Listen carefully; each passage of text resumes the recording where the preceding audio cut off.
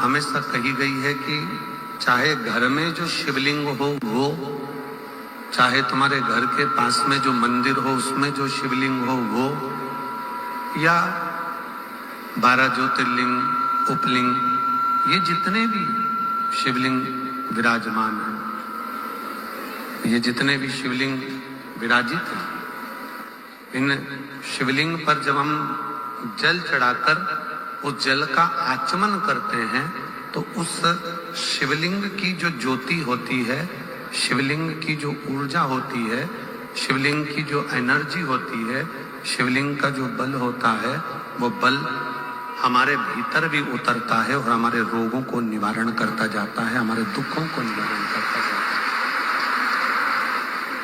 हमारे कष्टों का निवारण करता जाता है। हमारे दुख, हमारी तकलीफें, हमारा कष्ट अपने आप समाप्त होते चले जाता है। 3 स्थान शिवलिंग पर वर्णित है कि ये 3 स्थान का जब स्पर्श करते हैं तो आप कितने भी रोग से ग्रसित क्यों न हो, आप कितने भी रोग से घिरे क्यों ना हो, 3 स्थान का स्पर्श करने से आपको एक अलग से ऊर्जा प्राप्त होती है और आपके शरीर में कितना भी कंपन हो रहा हो, कितनी भी कमजोरी हो रही हो, कितना भी दर्द हो रहा हो, कितना भी कष्ट हो रहा हो, 3 स्थान शिवालय में शिवलिंग के जगह पर बताए गए हैं। उन स्थानों का स्पर्श करने से शरीर में एक ऊर्जा आती है, शरीर में एक बल उत्पन्न होता है, एक ऊर्जा आती है, शरीर के अंतर्गत एक ऊर्जा का संचार होता रहता है। अब उस शिवलिंग को अपन समझे, सभी लोग जरा स्मरण करेंगे। शिवलिंग के अंतर्गत 3 स्थान ऐसे बताए गए हैं जो हमारे को एक बल देते हैं, हमारे भीतर की ऊर्जा उत्पन्न करते हैं। हमारे अंदर कितनी भी कमजोरी होगी, अगर आपने वो 3 स्थान पर हाथ का स्पर्श कर कर पंचाक्षर मंत्र नमः शिवाय या षडाक्षर मंत्र ओम नमः शिवाय या श्री शिवाय नमस्तुभ्यम का स्मरण किया है तो वो स्थान का स्पर्श करते ही आपके अंदर एक ऊर्जा, एक एनर्जी, एक बल आपके अंतर्गत आता चले जाएगा, एक ऊर्जा आपके अंतर्गत आती चली जाएगी। 3 स्थान, पहला जो ये जलाधारी बनी हुई है, ये जो गोल जो भाग आता है, जलाधारी में जो भी गोल भाग है वो गोल भाग का हाथ से स्पर्श करना, अर्थात जो माता जी का हस्त कमल है पार्वती जी का, वो जो गोल जलाधारी है जिसपे शिवलिंग रखा हुआ है, वो गोल जला, ये जो चरण है जहां से पानी बहकर जाता है उस स्थान पर नहीं, जहां गोल भाग है उस गोल भाग पर अपने सीधे हाथ का स्पर्श करना और श्री शिवाय नमस्तुभ्यम का जाप या पंचाक्षर मंत्र या षडाक्षर मंत्र ओम नमः शिवाय का जाप करना, पहला। दूसरा स्थान, जहां से पानी बहकर जा रहा है उस स्थान का पानी जहां से बहकर नीचे गिरता है वो भाग पर अपने हाथ का स्पर्श, जहां से पानी बहकर नीचे गिरता है, जो जल आप चढ़ाते हो वो जल बहकर जो नीचे की ओर जाता है उसका स्पर्श, और पंचाक्षर या षडाक्षर या श्री शिवाय नमस्तुभ्यम मंत्र का जाप। फिर तीसरा स्थान बताया कि शिवलिंग में किसी भी स्थान पर अपनी हथेली का स्पर्श, केवल हथेली का स्पर्श, उसमें उंगलियों का स्पर्श नहीं, केवल हथेली का स्पर्श, और पंचाक्षर या षडाक्षर या श्री शिवाय नमस्तुभ्यम मंत्र का जाप। ये 3 स्थान ऐसे बताए हैं कि आपके शरीर में अगर बिल्कुल भी इतनी एनर्जी नहीं है कि आप 2 कदम चल सकते हैं, तो शंकर के मंदिर में, शिवालय में जाकर ये 3 स्थान का स्पर्श करिए। मंदिर से जब आप बाहर निकलेंगे तो खुद के बल पर निकलेंगे, कोई आपको उठाने के लिए जरूरत नहीं। आप स्वयं के बल पर निकल सकते, स्वयं के बल पर आगे बढ़ सकते, स्वयं के बल पर अग्रणी हो सकते, स्वयं के बल पर आप आगे निकल सकते हैं। 3 स्थान हैं जहां व्यक्ति के जीवन के दुख, तकलीफ, रोग, कष्ट अपने आप नष्ट होते चले जाते हैं। तो पहला जो स्थान है वो पार्वती जी का स्थान हस्तकमल, दूसरा कार्तिकेय और गणेश के मध्य में जो अशोक सुंदरी है और कार्तिक गणेश बैठे वहां से जो पानी नीचे की ओर आता है वो स्थान, और तीसरा अपनी हथेली का शिवलिंग का कोई भी स्थान जहां अपनी हथेली का स्पर्श हो जाए वो स्थान। ये 3 जगह हमें बल देती है, हमें ऊर्जा देती है, हमें एनर्जी देती है।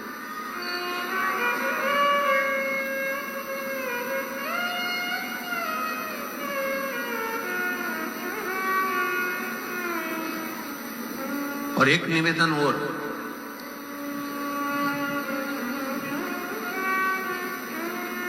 आप यदि कोई कार्य के लिए निकल रहे हो,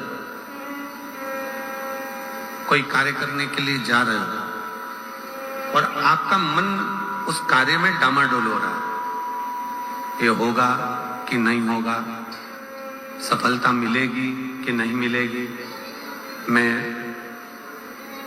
कोर्ट में जा रहा हूं या पैसी पर जा रहा हूं, या कोई जमीन का लफड़ा है या कोई प्रॉब्लम है, इसमें सफलता मिलेगी कि नहीं मिलेगी। जब आपके 2 मन, और ऐसा तो संसार में कोई जन्मा ही नहीं जिसके 2 मन ना हो। घर से कथा सुनने निकलते हो तो 2 मन हो जाते हैं, आज पीली साड़ी पहन के जाऊं कि नीली पहन कर जाऊं। 2 मन जब भी हो जाते हैं। भोजन करने बैठते हो तो भी 2 मन हो जाते हैं, दाल खाऊं कि गोभी की सब्जी से पहला टुकड़ा खाऊं।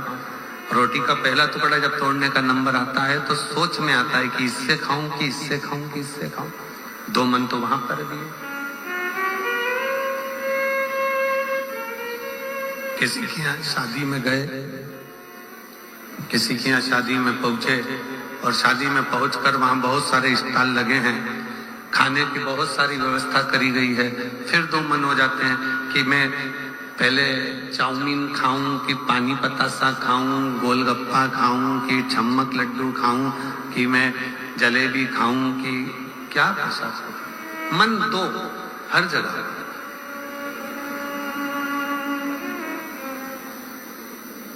और ऐसा नहीं है कि मन 2 नहीं होते, मन विचलित आ जाते हैं।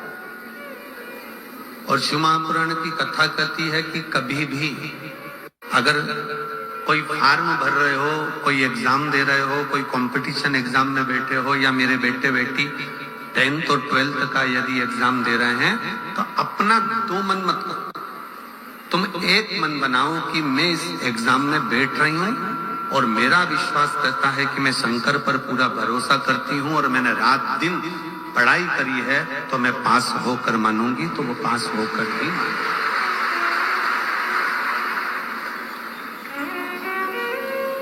जहां मन विचलित हो जाता है, जहां मन 2 हो जाते हैं, फिर वहां थोड़ा सा भ्रम उत्पन्न हो जाता है, फिर थोड़ा सा भ्रम उत्पन्न हो सकता है।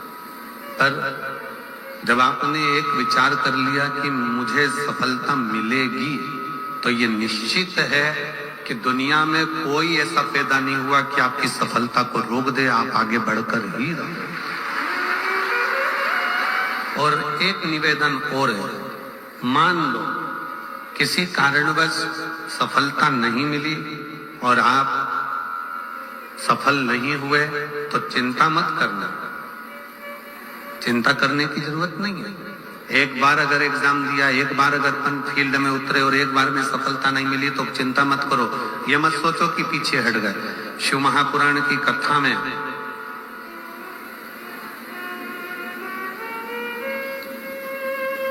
वन के अंदर भगवान शंकर अर्जुन को ज्ञान उपदेश दिए थे। जिस समय पर एक सुअर, जंगली सुअर भागता जा रहा था, और उस समय पर जब बाण छोड़ा गया था तब भगवान शंकर ने अर्जुन को उपदेश दिया कि अर्जुन, एक बार युद्ध के मैदान में अगर थोड़ा सा पीछे सरके हो तो टेंशन मत लेना, चिंता ना करो। एक कंपटीशन एग्जाम में आप बैठे हो, एक एग्जाम आप दे रहे हो और उस एग्जाम में सफलता नहीं मिल रही है। आपने एक बार परीक्षा दी, एक बार आपने नीट की तैयारी करी, एक बार आपने सीए की तैयारी करी, एक बार आपने अन्य तैयारियां करी और उसमें आपको सफलता नहीं मिली और आप उसमें उत्तीर्ण नहीं हुए और आपने मन दुखी कर लिया। अब मैं तो बताओ आगे ही नहीं बढ़ पाया। चिंता न करें, भगवान शंकर का ये संवाद जो उन्होंने युद्ध के पहले अर्जुन को दिया है, एक सुंगर को मारते समय, एक जंगली सुंगर को मारते समय भगवान शंकर ने उपदेश दिया था, अर्जुन तीर को बहुत दूर भेजना है ना, तो तीर को थोड़ा सा पीछे खींचना पड़ेगा। उसी तरह यदि एक बार तुम्हें सफलता नहीं मिली, एक बार तुम उत्तीर्ण नहीं हुए, तो ये मत सोचना कि तुम उत्तीर्ण नहीं हो गए। भगवान शंकर ने तुम्हें लंबी दूर फेंकना चाहते थे, इसलिए तुम्हें थोड़ा सा पीछे खींच लिया है और चमकर करके। शिव ने, आपने बहुत मेहनत करी, आपने बहुत परिश्रम करा,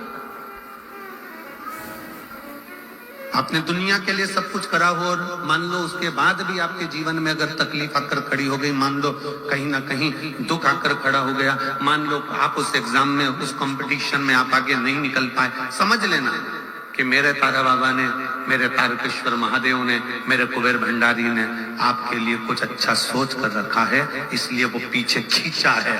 और पीछे खींचा है इसका मतलब ये मत समझना कि तुम्हें पीछे रख दिया है। उसने तो अभी तुम्हें धनुष पर चढ़ाया है और चढ़ाने के बाद मेरा शंकर जब छोड़ेगा तो फिर इतना आगे निकल जाओगे कि दुनिया तुमको देखती रह जाएगी कि तुम किस मंजिल तक। वो पीछे खींचता है, वो पीछे खींच रहा होता है।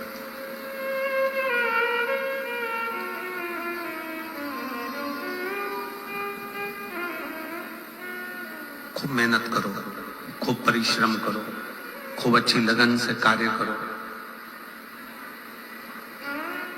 और जितनी मेहनत से कर सकते हो उतनी मेहनत से करो। जब जिस समय पर तुम्हारा दो मन हो रहा हो, तुम्हें लग रहा हो कि मैं निकलूंगा कि नहीं निकलूंगा, तुम्हें लग रहा है कि ये एग्जाम में क्लियर कर पाऊंगा कि नहीं कर पाऊंगा, मैं पहुंचूंगा कि नहीं पहुंचूंगा, तो यही तीन स्थान, यही तीन स्थान, तीन अक्षत को इन तीन स्थान पर ही रखा जाता है। जो तीन स्थान अभी आपको बताए हैं, एक माता पार्वती जी का गोल स्थान हस्तकमल स्थान, दूसरा जहां से पानी बहकर नीचे की ओर जा रहा है उसी विराम स्थल पर, और तीसरा शंकर भगवान के शिवलिंग पर। ये तीन स्थान तीन अक्षत से पूर्ति कर देते।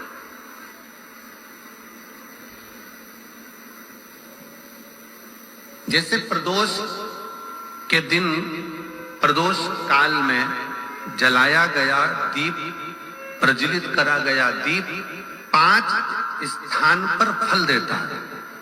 कितने स्थान पर फल देता है? 5 स्थान पर। आप में से कितने लोग हैं जो प्रदोष के दिन दीप लगाने मंदिर जाते हैं या शंकर जी के मंदिर पहुंचते हैं? बहुत बहुत प्रणाम आपको, साधुता जानना चाहिए। अपना प्रदोष के दिन, प्रदोष काल में लगाया गया दीपक 5 स्थान पर फल देता है। पहला स्थान, अगर हमको या हमारे परिवार में किसी को काल सर्प दोष है तो हमारा प्रदोष का लगाया गया दीपक कहीं पूजन मत कराओ, वो दीप जलाने से ही काल सर्प दोष समाप्त होता चले जाता है। दूसरा स्थान, पितृदोष। अगर किसी ने कह दिया कि तेरे घर में पितृदोष है, तेरे घर में, कई लोग बता देते हैं कि तुम्हारे घर में, कई माताएं पूछती हैं मेरे घर में बेटा नहीं, मेरे घर में 3 बेटी हो गई, 4 बेटी हो गई, 5 बेटी हो गई, बेटा नहीं है, बेटा नहीं, तो किसी ने कह दिया पितृदोष है। अब तुम शंकर जी की पूजन कर रहे हो, शंकर जी पे जल चढ़ा रहे हो, शिव की स्तुति कर रहे हो, तो किसी किसी की यहाँ 3 बेटियों के बाद, 4 बेटियों के बाद, एक माता ने तो लिखा है कि उसके यहाँ 2008 में उसके घर में लड़की ने जन्म लिया था, या 2008 में उसके घर में बच्चे ने जन्म लिया था, लड़की ने। उसके बाद फिर लड़की ने जन्म लिया, और उसके बाद उसके घर में कोई पुत्र का योग नहीं बना, तब उसने प्रदोष के समय पर शाम को दिया लगाना प्रारंभ करा और 2008 में बच्ची जन्मी थी और अब 2024 में उसके घर में लड़के ने जन्म लिया।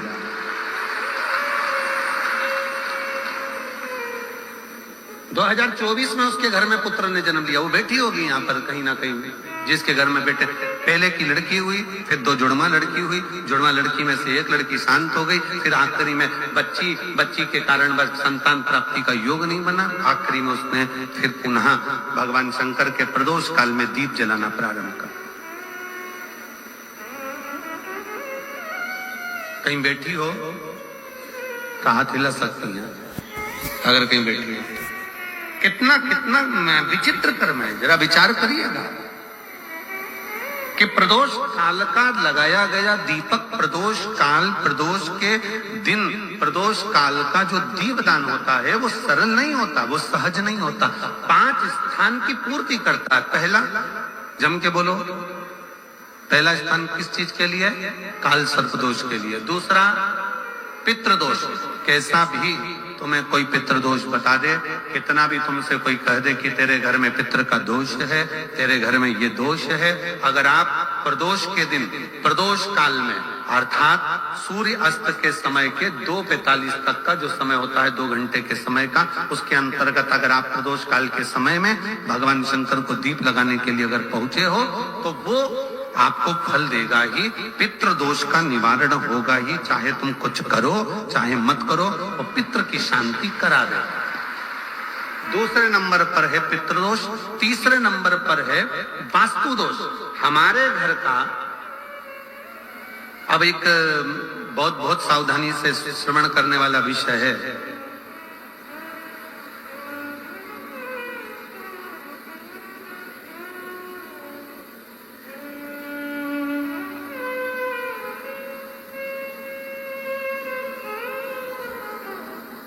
यदि वंश की वृद्धि नहीं है, 30 वर्ष शादी के हो गए, 40 वर्ष शादी के हो गए और औलाद है ही नहीं, डॉक्टर ने भी हाथ नीचे कर दिया, टेस्ट पे भी करवाया, IVF करवाया, सब कुछ तुमने करवा लिया, तो भी औलाद नहीं है, तब आखिरी में एक काम चालू करो, प्रदोष का दिन दोनों पति पत्नी व्रत चालू कर दो प्रदोष का, और प्रदोष काल में शाम के समय जाकर एक ही दिए में 2 लंबी बाती जानते हो ना, रुई की लंबी कपास की बाती 2, और दोनों बाती एक ही दिए में रखकर पति पत्नी दोनों उसको प्रज्वलित करना प्रारंभ करें, बाबा संतान देकर ही रहेगा, औलाद आएगी ही। दीप की जो बाती में अंतर आ जाता है, एक गोल बाती में और लंबी बाती में अंतर आता है, बहुत अंतर आता है। पितरों के लिए गोल बाती का प्रयोग बहुत कम होता है महाराज। देवी जी के लिए, माता रानी के लिए, जगत जननी के लिए गोल बाती का प्रयोग बहुत कम होता है महाराज, ध्यान रखिएगा। एक पितर के लिए, एक जगत जननी जगदम्बा दुर्गा भवानी के लिए गोल बाती का प्रयोग कम होता है, लंबी बाती का प्रयोग ज्यादा होता है। क्यों? क्योंकि हमारे घर के कुल देवी और हमारे घर के पितर हमारे वंश की वृद्धि करें, इसलिए लंबी बाती रखी जाती है, जिससे हमारा वंश बहुत लंबा चले, बहुत उन्नति की ओर बढ़े, इसलिए लंबी बाती का प्रयोग किया। शिव महापुराण की कथा कहती है 5 जगह पर हमारा जलाया गया एक दीप जो प्रदोष के दिन प्रदोष काल में लगाया जाता है, 5 जगह पर भारी पड़ता है। पहले नंबर पर जम के बोलते जाओ, काल सर्पदोष। दूसरे नंबर पर पितृदोष। तीसरे नंबर पर घर का वास्तु दोष। हमारे घर में कितना भी वास्तु दोष है, कोई ने कह दिया यहाँ बाथरूम नहीं बनना थी, यहाँ पर शौचालय नहीं बनना था, यहाँ सीढ़ी नहीं बनना थी, वो सीढ़ी वहां बनना थी, ये सीढ़ी वहां बनना थी। तुम पूरा घर तोड़वा के देख लो, उसके बाद में जैसा वास्तु वाले वैसा करा कर देख लो, उसके बाद भी तुमको शांति नहीं मिले तो समझ लेना कि तुम्हारे घर में अब वास्तु दोष तो तुमने दिखाकर समाप्त कर लिया, फिर भी वो समाप्त नहीं हो रहा, तो प्रदोष काल का लगाया गया प्रदोष के समय का दिया आखिरी में वास्तु दोष को भी समाप्त कर देता है और उसमें भी फल प्रदान करता है। काल सर्प दोष, पितृदोष, वास्तु दोष। चौथे नंबर पर 1 रुपया कमाया, 1.25 रुपए खर्च हुआ, पैसा आया गया, ये चौथे नंबर का व्यापार में थोड़े दिन दुकान अच्छी चली, थोड़े दिन बैठ गए, थोड़े दिन काम चला, थोड़े दिन बैठ गए, गाड़ी चली, थोड़े दिन फिर बैठ गए, अर्थात हमारी फैक्ट्री थोड़े दिन चली फिर बैठ गए, कहीं ना कहीं तकलीफ, थोड़े दिन खाते थोड़े दिन रोते वाला चल रहा है। तो प्रदोष काल का, प्रदोष के समय का दिया इस दुख को समाप्त कर कर रेगुलर एक जैसी सांझी, एक जैसी लक्ष्मी की वृद्धि करते चले जाए। प्रदोष काल का। और 5वें नंबर का प्रदोष काल का दिया, प्रदोष समय का दिया 5वें नंबर पर रोग का निवारण करता, रोग निवारण।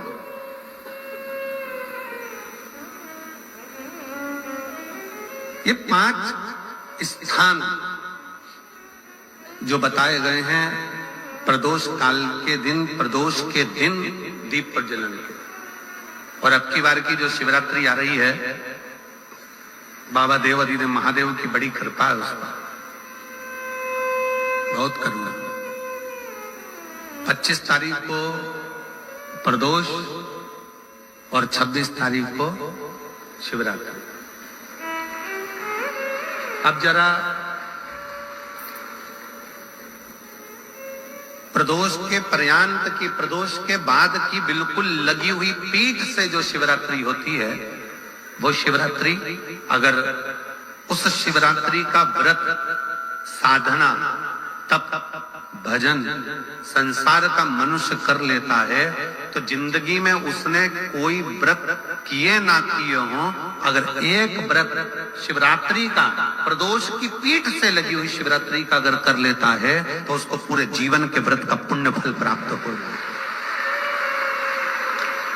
एक व्रत शिवरात्रि का प्रदोष पर्यंत की, अर्थात प्रदोष की पीठ से जुड़ी हुई। अब अगर आप कोई ब्राह्मण से, अगर कोई विद्वज्जन से, कोई पंडित जी से आप पूछेंगे प्रदोष कितनी बजे लग रहा है, वो बताएंगे फिर प्रदोष लगने के बाद प्रदोष कब समाप्त हो रहा है, तो जिस दिन 26 तारीख हो रही है उसमें लगाया, दोनों की पीठ मिल रही है,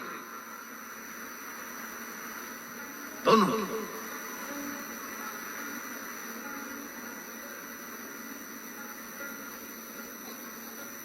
करो व्रत। आपने कितनी भी एकादशी के व्रत करे हो, कितनी भी द्वादशी के व्रत करे हो, कितनी भी चतुर्थी व्रत करे हो, कितनी भी तीज व्रत करे हो, कितनी भी अष्टमी का व्रत करा हो, कितनी भी नवरात्रि के व्रत करा हो, कितनी भी तीज का व्रत करा हो, चाहे दुनिया के कितने भी व्रत आपने करे हो, अगर आपने एक महाशिवरात्रि का व्रत नहीं करा तो कोई व्रत का पुण्य फल आपके खाते के अंतर्गत आ नहीं पाता।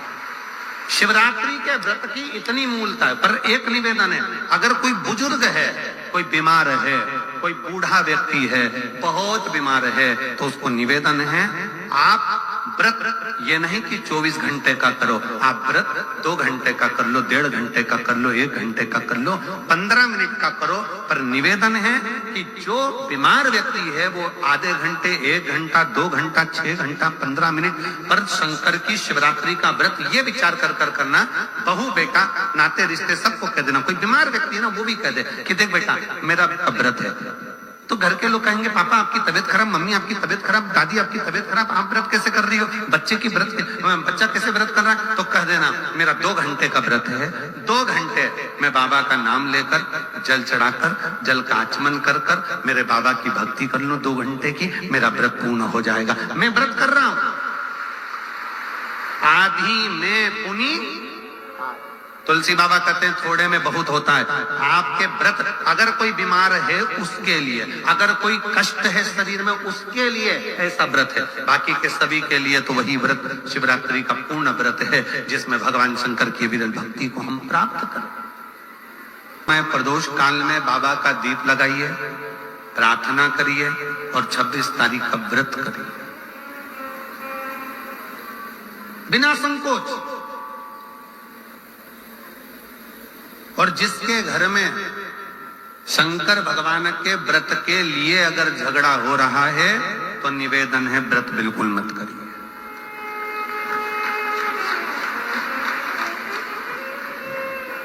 पति पत्नी का झगड़ा हो रहा है, पति कह रहा है क्या शंकर शंकर लग रहा है, अपने को शिवरात्रि के दिन शंकर जी का अपमान नहीं सुनना।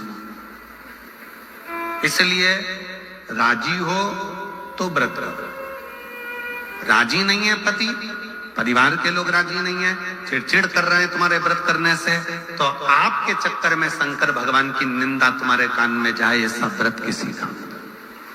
ऐसे व्रत की कोई मूल्यता नहीं। आपके घर के लोग राजी हो, माता पिता राजी हो, सास ससुर राजी हो, पति राजी हो, पत्नी राजी हो, परिवार के लोग राजी हो, बेटा बेटी सब, बच्चों का मन है मम्मी मुझे व्रत करना है, हाँ बेटा कर, एक ही तो व्रत करना है शिवरात्रि का, करो। घर के बुजुर्ग ने कह दिया मुझे व्रत करना, बिल्कुल करो, आज का मौका मिला है आपको करने का, महाशिवरात्रि का व्रत करिए। घर के अंदर अगर तुम्हारे व्रत करने से झगड़ा हो रहा है, काय को व्रत कर लिया, क्या होता है शंकर जी का व्रत करने से, क्या होगा शंकर जी का तप करने से, जबरदस्ती वो सीहोर वाले महाराज के चक्कर में पड़ी हो, क्या होगा शिवरात्रि व्रत से, क्या होगा शंकर जी को जल चढ़ाने से, तो उससे अच्छा है अपने घर में बैठो, श्री शिवाय नमस्तुभ्यं, श्री शिवाय नमस्तुभ्यं, श्री शिवाय नमस्तुभ्यं, श्री शिवाय नमस्तुभ्यं, श्री शिव महापुराण की कथा कर रहे हैं। 3 स्थान का स्पर्श रोग का निवारण कर देता है। 3 जगह पर चढ़ाया गया अक्षत हमारे मन को एकाग्रित कर कर और हमें अपनी मंजिल तक पहुंचा देता है, और प्रदोष और शिवरात्रि के मिलन का महोत्सव हमारे जीवन को आनंदता देता है, आनंद।